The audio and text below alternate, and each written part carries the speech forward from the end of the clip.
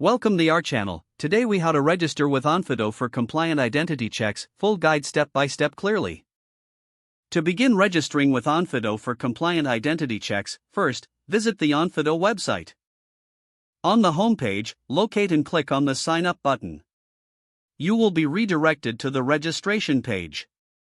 Fill in the required information, including your full name, email address, and password. Make sure to choose a strong password to enhance your account's security. Once you have completed the form, review your information for accuracy. After confirming your details, click on the Create Account button. Next, check your email for a verification link from Onfido. Open the email and click on the verification link to activate your account. You will be directed back to the Onfido platform. Log in using your newly created credentials. Once logged in, you will need to complete your profile setup. Provide any additional details requested, such as your address and phone number. After completing your profile, navigate to the Identity Verification section. Select the type of identity check you wish to perform, whether it's for yourself or on behalf of someone else. Follow the prompts to upload the necessary identification documents.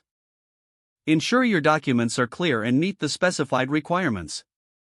After uploading the documents, submit the identity verification request. You will receive a confirmation that your request is being processed. Keep an eye on your email for updates regarding the status of your identity check.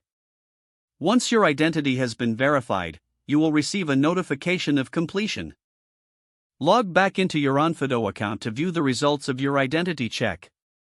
If successful, you will be able to use Onfido's services for compliant identity checks moving forward.